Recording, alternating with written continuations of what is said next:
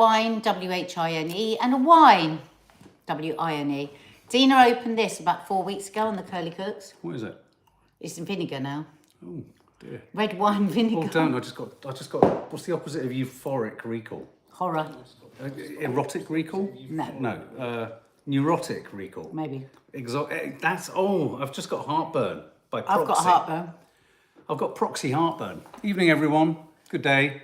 Good morning. Gosh, hi, Julie, the singing nutcase. Raspberry, I've been to Blackpool, but only in October and have been a few times. I love crashing into your crosstalk. Sometimes I think we should just share what on earth you're talking about before we go live. Mark and Nance looking good. Hi, Cloda. Hi, Jackie Bairn Needham. Hey, gang. Good evening. Welcome if you're listening on podcast. What are we going to be chatting about tonight? We're not on StreamYard, so we won't be popping up any clips. We won't be dropping your comments in, but you never know. We might ask a poll, because we can ask a poll in this setup. So we're going to be talking about Benjamin Netanyahu. Could he be arrested for being a very, very, very naughty boy? And I'm not making light of it, as you know from watching all our other content. We're going to be talking about reclaiming the word slut. And we're going to be talking about a new sextortion alert that has been sent to schools and pupils. Unprecedented, never been done in this way today. I don't know if anybody here got a warning. Yeah, well, we'd like to know. And also, do you know anyone who's been a victim of it? Because it doesn't just happen to, although this is about young boys principally, who seem to be the largest kind of section, don't they, of the sexploitation. It happens to adults too. And also we're going to be talking, vinyl records is there, because I thought that if I put our price, people would be like, well, our price, what price? And our price was a record store, which is coming back, but only online. But they're saying it might come back to the high street too, which I think is nice and nostalgic. I think people are going to go back to LPs. Yeah, well, we'll talk about that in a bit. But shall we crack on? Mm-hmm. Oh, and also, I want to just briefly mention, before we do anything else, there's a news story here. You guys alerted us, because it wasn't in the Saturday papers, to the really, worrisome incident involving Ragay Omar when he had what we're now realising was a mini stroke on live TV. And there's just a little update saying that after this, he is at home. And he is in a sort of stable condition, but it was a mini. What they called the things stroke. that you're what TIA. they called the TIA. He penned a statement to his fans saying, "Thank you for all the support I received. I'd like to thank everyone for their kindness and good wishes, especially the medical staff, all my wonderful colleagues at ITV News, and our viewers who expressed concern. He'd been determined to finish the programme despite his suspected mini stroke."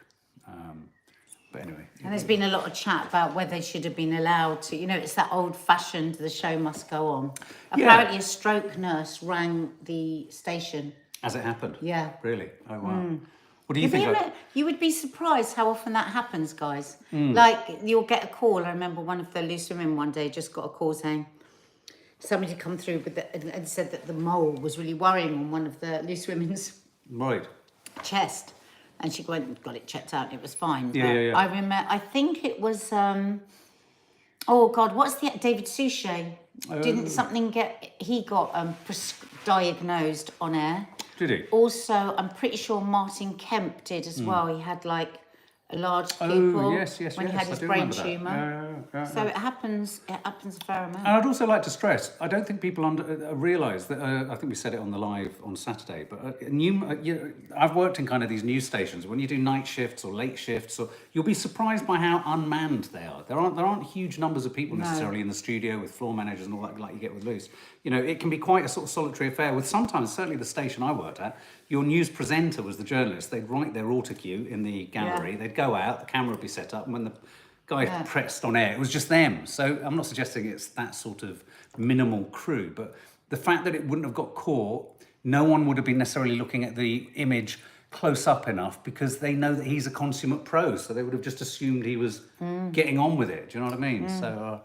So yeah. As I said, I used to work with Raggy. He's lovely. It just really made me sad hearing that.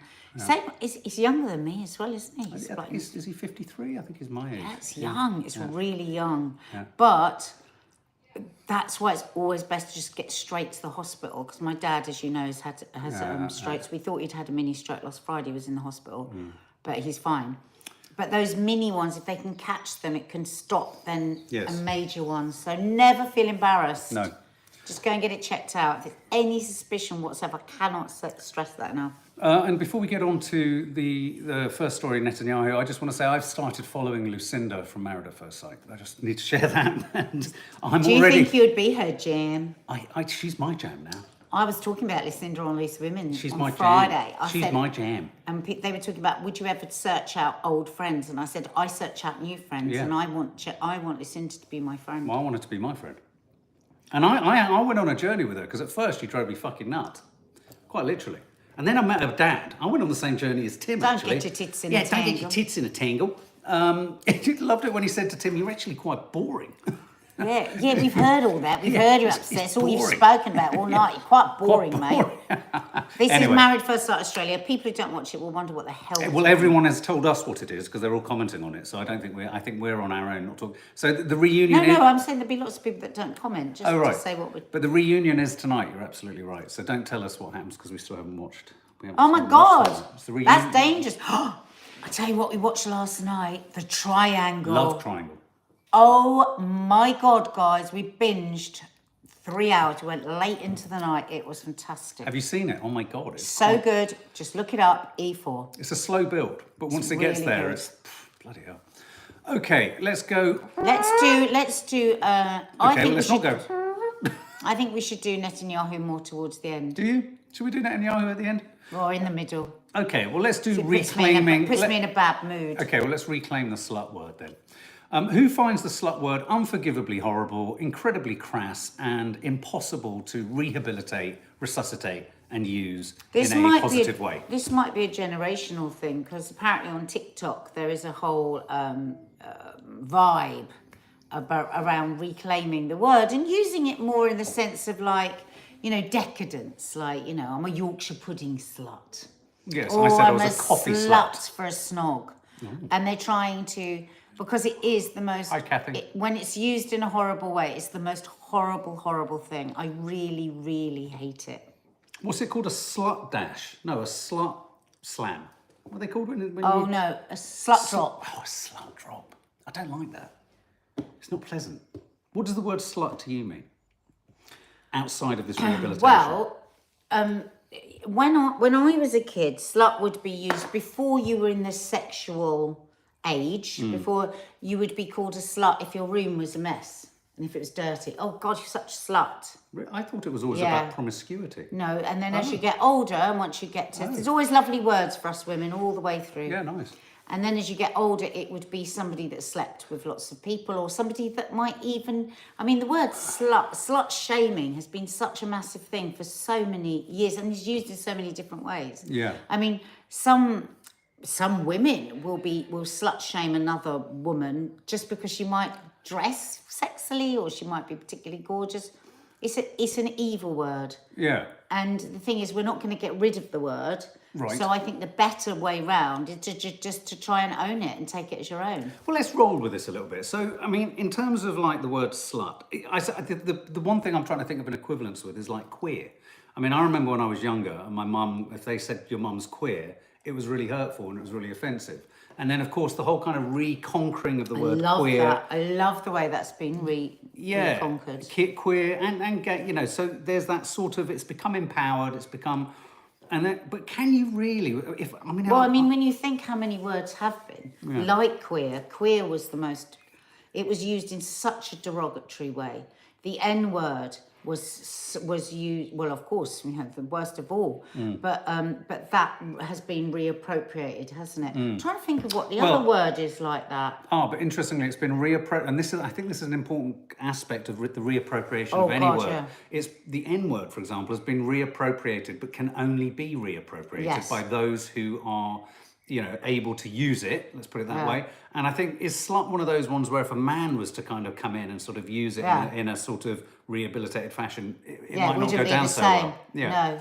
Well, I don't know, because if you would say, "Oh, you're such a bubblegum slut," Would that be offensive? Sounds like a song. I suppose eventually there has to be a period of time where the ownership is just for that group of those people, the group of people that have it's been used as a slur, slut or aggressively. There'll be a period of time when only those people can use it, and then it will spread out, and then that word becomes just nothing. It just loses its power and its viciousness. You see, I remember being in amongst men. Men would use the word slut about men. It is a word that men use about... Women do use it about men. So do men. But I'm surprised, because often there's kind of always a different... How is it used by men to men, though? Is it like, is it the same, or are you being... Is it kind of like joking? Yeah, but it's seen as a kind of, not a badge of honour, but it would be like, oh, what, were you being a kind of slut again last night? Like, that's you were what being I mean. a Jack the Lad and all that kind of stuff. Whereas with women, it's incredibly degrading the way it's used. It's used to victim blame. Trina Cotton's written the initials for the acronym SLAG, which is another unpleasant word. I don't know whether I could see the word slag being rehabilitated. Here was an interesting detail. Slag, the way that has been used, almost worse than slut, I think. But in the history of the word, I didn't realise that there's something called the slut walk movement. And there's just in this article that you pulled, in 2015, the model and former stripper Amber Rose launched her own annual slut walk in LA in response to being repeatedly slut-shamed, most notably by her ex Kanye West. He's got some history on this. He loves it. He loves to have girlfriends, dress them up a certain way. We're going to do a whole podcast on this week. And then push them out there. Get them on the front of all the covers, get them everywhere, and then pull them down. It's disgusting. Absolutely disgusting. I think someone said the other day when we were talking about Bianca Censori, let's just wait for the moment they split, and then he'll criticise her for absolutely everything. Like he has with Kim. Reese Roberts, I personally don't like even saying the N-word too often, especially the Slavery Association, aka that was the last word a lot of slaves heard before being hung. I must admit, when I hear people use it, even if it is an empowered way, I still just go, but is it not? Are we not working towards breaking through that wall, Reese? I don't know. This is what I'm assuming. And then you get to a place where it's just me. You have to get it to a place where it's just. But I have to just find... Because there's many people in many places in the world where that word would still be used. In an aggressive way. I have to confess, though, if I'm being really honest now, if someone was to say, oh, you're such a sort of, I don't know, cake slut... For me, it doesn't sit easily. I wouldn't be used to the word. No, because you have to keep. You can't obliterate a word. You can't take a word out of the dictionary. And so you've got to reversion it, and that takes time. It's patience. It takes decades. Because some of the words that become swear words and become insults weren't originally, were they? And they were like moved through. I can't think of anything. Apparently on TikTok, people are saying things like, I'm in my slut era and stuff like that. Well, and I suppose what that means is they're trying to say, I'm young. No, but even that, it's still offensive. It's all offensive, isn't it? Well, like loose women, loose sluts. Yeah. Maybe it's just like, so the rebranding in that sense, I'm having my slut era. What would that mean? That would mean, so what you're doing is you're not allowing anyone to call you a slut, right? Right, and you're getting in first. And what you're doing is you're saying, because there is nothing wrong if you like sex and you say like, well, you don't have to be young. Please just say that. You could be any age. You could be any age. But if you're going through a period of time and you're like, do you know what? Either I don't want a relationship, or I've had relationships and I want a little break, or do you know what? I'm just gonna slut around for a bit, and you make it like, because I enjoy sex, I enjoy, Say it again. Then that would be like, you see, I'm enjoying my slut period, and we're taking out slut. All right, sorry, getting hot. Whose birthday is it? Hang on, where are you? CG. So for all of us that don't like it and are hearing it and going, no, it still doesn't work. Like it. We are also all the people that don't like the word being weaponized. It's a weapon. That word is a weapon. Yes. Like the N-word is a weapon. Like queer was a weapon. And it takes a long time to break down that weapon and to make it just... But vanilla. But again, as with the N-word, I think any amount of rehabilitating or making it usable or permissible doesn't remove its original ability to insult if used with the intention to insult. Yeah. Do you know what I mean? Well, you could I don't think say, you can remove how harsh it is. Yeah, but I mean, you could use almost any word if you want to be harsh, couldn't you? Yeah. With the right power behind it. There's a line coming up in the next, not making light of this subject, but there's a line coming up in the next Lee Peart on the Piece, where Lee says to Bart, his cocktail trainer, so will I become a mixologist? And Bart goes, that's a made-up word. And Lee goes, aren't all words made up? No. It's a great moment. So if you haven't seen Lee Peart on the Piss, the second episode that went up on Saturday night, Mark, can you put the link up afterwards on here? Afterwards, yeah. Check it out. Comment below. It's our new series. You know, Mark and Lee have put a lot of work into that. As we've said before, on TV, that would take 20 people to make. So your support to watch and to share and to comment really is meaningful to us. So if you could do that, it'd be marvellous. I've just seen a couple of people saying, yes, the Mufasa trailer has landed and we will be reacting to it on the channel, I promise you. Okay, so let's go to another quite difficult topic. This is the sextortion alert. That has been, it's been issued by the National Crime Agency. This is quite something. This is being reported in the BBC, by the BBC. Get this, guys. Teachers have been urged to warn pupils against the dangers of sextortion. This is where you're encouraged by a fraudulent person to send sex photos of yourself, and then they blackmail you into sending lots of money. Otherwise, they're going to show it to everyone and what have you. Involves threats around intimate photos and everything. The National Crime Agency sent an unprecedented alert to teachers today after cases have suddenly surged worldwide. Suddenly? Yeah. And literally they've surged. Suddenly? Yeah. What, like? Yeah, like in the last, there must be like I mean, between just to give you a little example of the surge across a year, in 2022, there were 10,700 cases. In 2023, there were nearly 27,000 cases, which is a threefold increase. And of course, these are the ones that reported all the poor kids that are suffering and having their lives absolutely ruined, that will never mention a word. One can't even imagine. Years ago, Kay and I did a book on online safety. And one of the chaps that we spoke to, he helps behind the scenes with children that are being blackmailed by these sextortion gangs. Yeah. It is horrific. And this story, actually, I told you about, didn't I, a few weeks ago, because I was listening to it on podcast. This one. Ross and Mark Dowie? Yeah. Scottish. Oh, are they Scottish? Just horrendous. So they have 3 sons, very close family. They talk, very open family, talk about all sorts, and certainly they had talked about online safety. They'd had a lovely evening, all watching television, and their son, as the mum says, he was like the life from the soul. He was the funny one that one was made. They'd had a lovely evening. He went upstairs to bed, they believed, but he went online. Age bracket is 14 to 18. Yeah, went online, and this all happened over an 8-hour period, right? So he's chatting to a girl that he thinks is a real girl, but it's not. It's a gang, I believe, in Nigeria. So they get this, he believes he's talking to this girl, and he sent her a photo.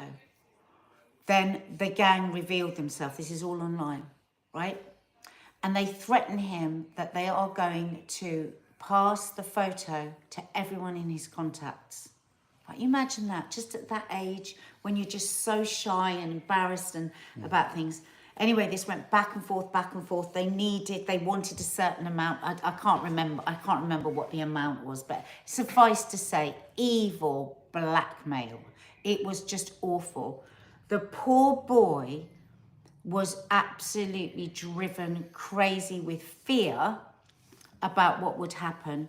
Remember, loving family. This is why, Mark and I often say, we really talk to our kids about everything. But nobody is totally safe. So it's just really good to be alert. Anyway, just horrific. Over the period of this night, they get him to such a state, and he killed himself. And the police actually said it was highly unlikely that they even would have carried out that threat. That's what's so sad. And his poor dad, his mum went in the morning thinking nothing. He said the screams were just unbelievable. Now, what was so awful for them was that they had no idea this had happened. So they were thinking, oh my God, why did he take his life? There was some mental health thing that we didn't know about. And that is such an awful place to be, isn't it? And then they find out a couple of weeks later that there had been this gang that had targeted him.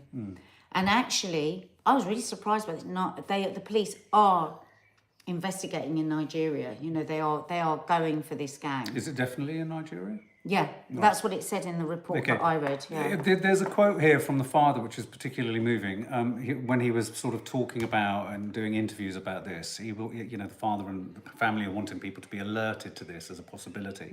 It's when the father says, "We were 6 feet away when this was happening. That's he the just worst thing needed to in come own through to home." our bedroom. It's about putting the phone down, walking away, saying to someone else, 'This has happened. What the hell do I do?'"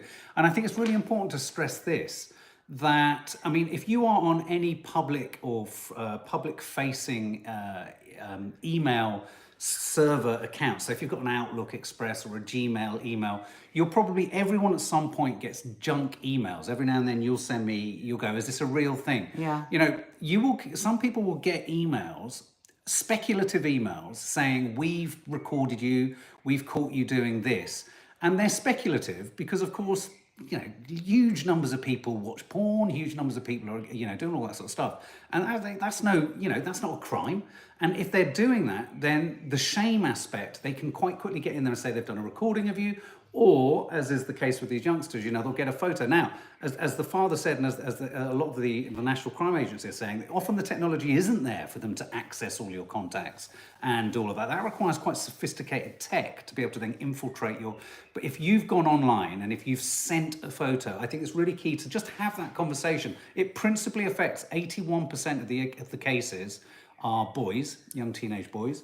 And I think it's really important that any parent of a young teenage boy says to them, look, if you find yourself, they'll be like, "Oh, don't say that, don't say that." Look, seriously, if you end up doing it, don't be worried about having sent the photo, because, getting yourself tied up in knots is going to be infinitely more dangerous. And sometimes I think the best way to talk to kids is through a story like this. Yeah.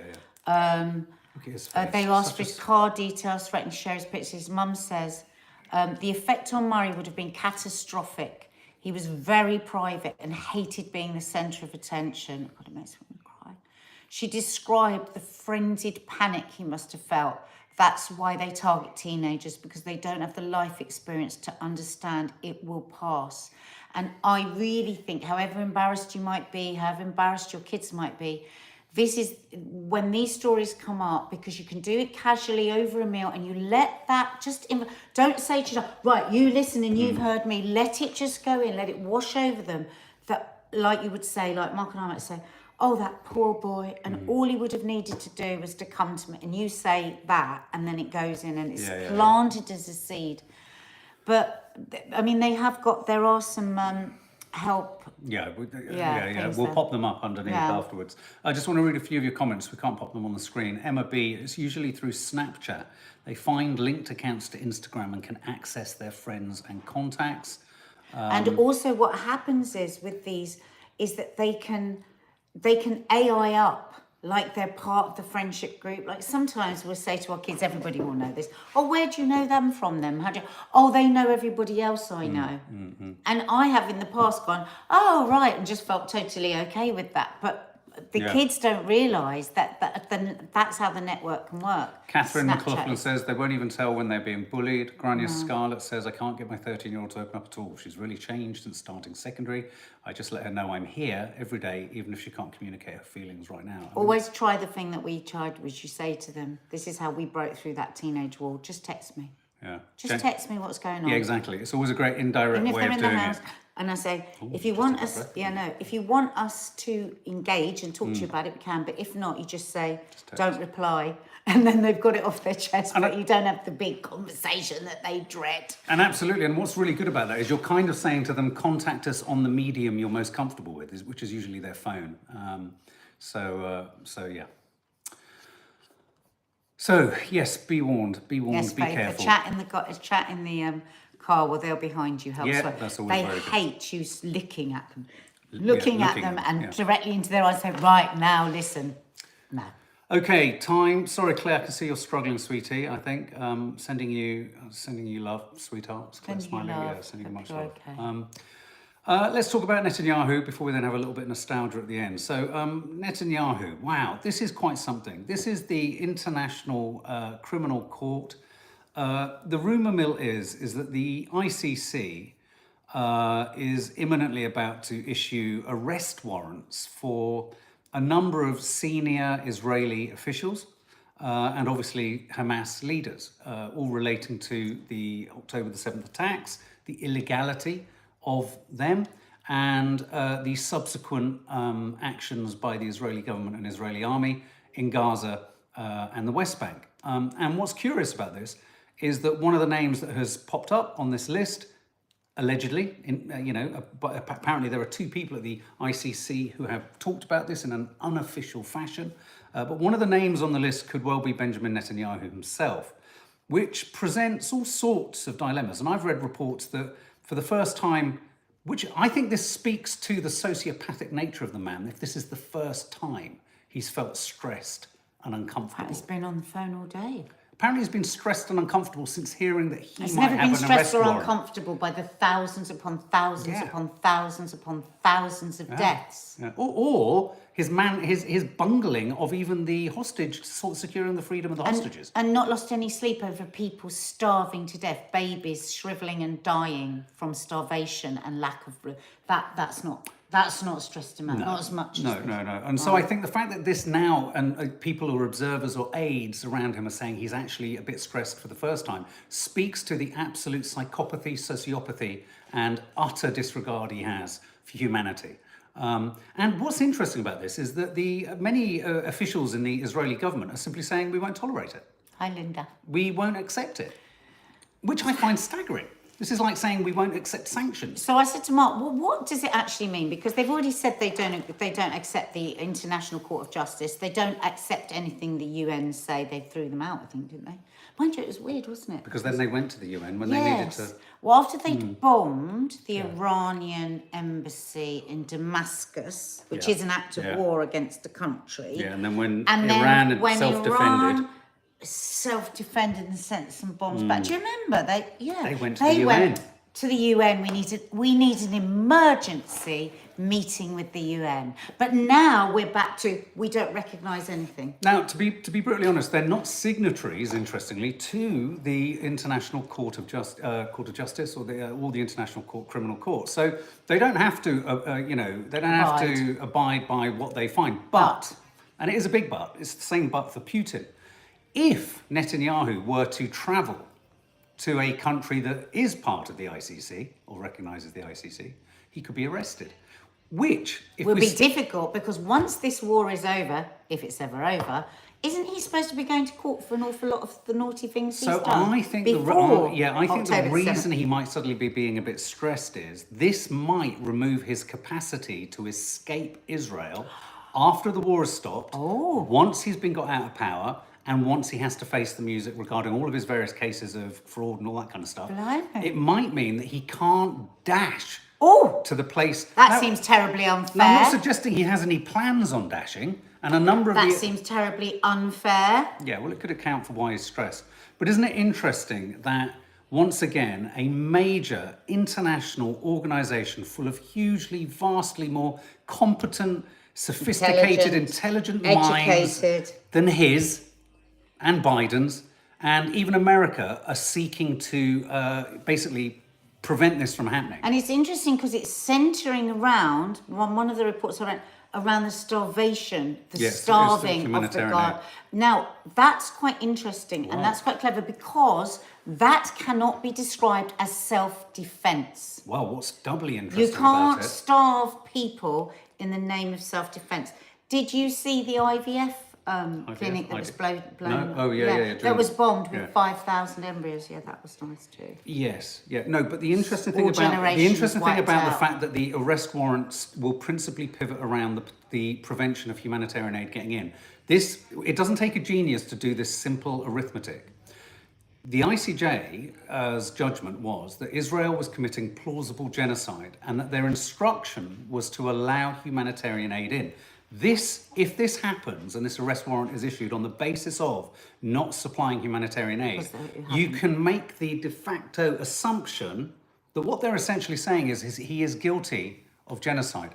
And someone at the... Biden's putting on a lot of pressure, apparently, Yeah. so that these aren't issued. But apparently a Holocaust historian, Jewish Holocaust historian, I think in America, was saying today that one of the things that's happening with this, the way in which Netanyahu and the Israeli government are sort of pushing back on the use of the word genocide, it's like he said what they're trying to suggest is that genocide only relates to anything that has exactly the same structure and optics as the Holocaust. And this Holocaust historian was saying that actually, I think one of the cases of genocide in Serbia it's not about numbers necessarily. It was that 8,000 men were killed of a particular ethnicity by another group, and that was seen as a genocidal act. And so what he said was, what Israel are trying to do, the government, is they're trying to conflate that genocide only means Holocaust, only means hugely orchestrated industrial scale camps in the manner that was done in World War II. And what these Holocaust historians and experts are saying is, no, it doesn't actually. It doesn't mean that at all. Genocide, unfortunately, can happen in a myriad of different forms. And the most interesting point that was made also by this Holocaust historian was, when you dig into the justification for most genocides, guess what the language is that's always used?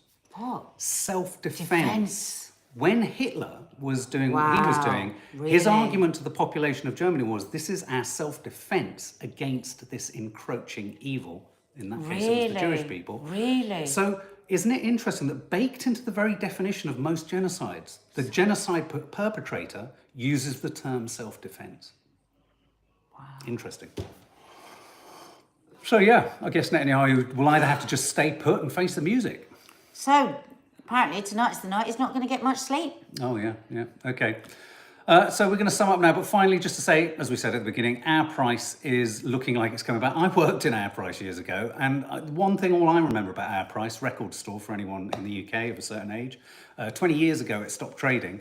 My only frustration with our price, and I flagged this up actually in the store that I worked in, is they used to have really big stickers. And Massive. When you pulled the stickers off, it pulled the... Do you remember you'd get the glossy cover of a record? It would always pull the gloss off, so you always had a round mark. It drove me nuts. Does it drive anyone else nuts? A sticker that doesn't actually come off. So I'm up for a bit of vinyl action. Do you like vinyl? You can't. Could you be? You don't really put music on though, do you? Ye who is always saying, you very rarely do too. Yeah, but when we I live do- in a house where if I were to put one bit of music on I like, everyone would go, oh That's God. not true, we just That's leave the why I house. listen in my earphones. I would love to be able to put vinyl on. Oh. Me and my sister used to play vinyl all the time. But but can I actually say though that putting vinyl on in this digital age is really fucking annoying, because you get past 2 tracks and you're like, oh, I've got to get up and fucking move it on. We might like the idea, but It's a nice idea, but it's a fag. would we go back to not having the wheel? Exactly. No.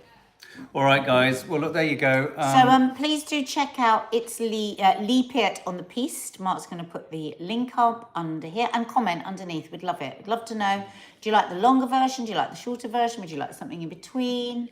If you've got any cocktail bars that you would like to propose, do. Yes, I found absolutely. a fabulous one today. Oh, Oh, good. my God. And if you want to go to the cocktail bar that he's filmed, we're filming in, it's called Crossroads Bar, and it's in Stoke Newington. Yeah, So lots of people have been do go and asking. give them some support, because it's a fabulous bar, really And nice there's such atmosphere, nice not people pretentious. that run it. Such nice people. Yeah.